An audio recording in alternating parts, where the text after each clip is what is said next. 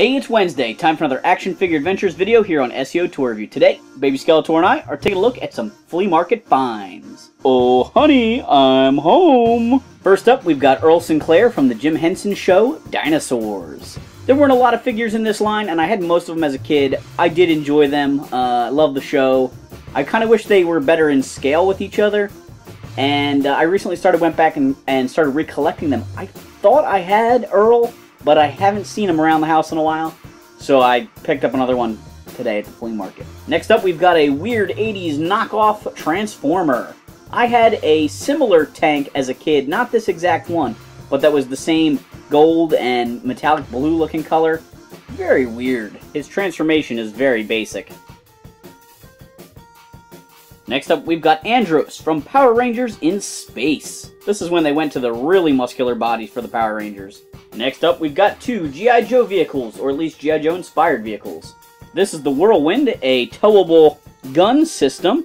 Most of the G.I. Joe vehicles had tow hooks on them so they could pull a piece of artillery around like this. This is complete with the raising guns, the little barrels that spin, it's got its little computer here, and the chair. So that's pretty exciting. The next thing I have here is a remold of the G.I. Joe All-Striker. This is actually the All-Striker released as part of the Stargate toy line. I don't know if you guys remember Stargate. I believe Kurt Russell was the star of the movie. It then spawned the Stargate TV show. But that toy line had a reused G.I. Joe All-Striker in it. This is the vehicle from that. I think I'm missing the missile, maybe something else. But I never had that version, the Stargate one. So I figured I'd grab it this morning at the flea market. I've always liked Fisher-Price Adventure People, but I've never really collected them. And then last weekend I bought some, and now this weekend I bought some. I've got two of the exact same guy here. I'm not sure if he's a lumberjack or what his story is, but I got two of this guy. One's real beat up, the other one's a little bit rough, but okay. I have these male and female Adventure People astronauts, and here's a reuse of the male astronaut with this crazy head. One of my all-time favorite Adventure People is a robot character who's made out of translucent green plastic. And this appears to be that guy, just in a spacesuit. Next up, we've got a Power Rangers Wild Force villain here. He looks kind of like an evil ranger, or maybe a super putty. He's got a little action feature here. The vendor told me his name is Putrid, but I haven't seen Wild Force yet, so I'm not sure. We've got a Visionary figure over here, missing his hologram, often the way I see them. They're a little bit bigger than G.I. Joe figures, but they were made by Hasbro in the 80s. I've got Flying Fist He-Man's shield here. Thunder Punch He-Man's shield. This is the satellite dish to the top of the Ninja Turtle Party Wagon.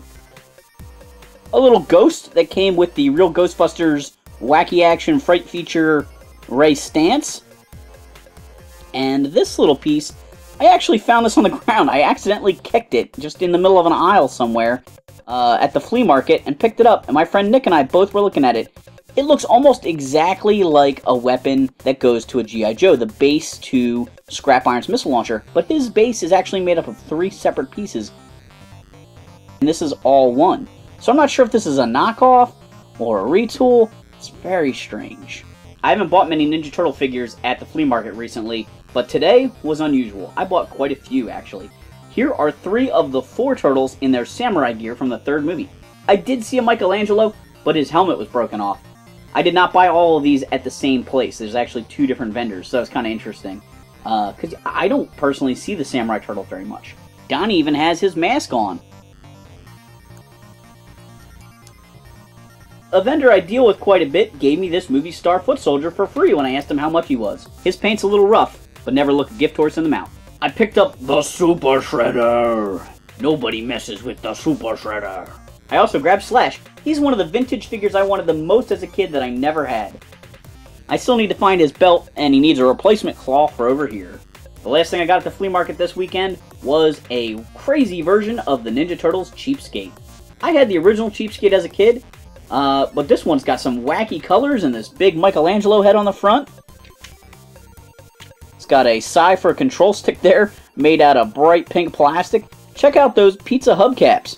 And of course, it's got a fan on the back, and when you do an ollie, you can kick some foot. Thanks for watching this Action Figure Adventures video. Do Baby Skeletor a favor, hit that like and subscribe button.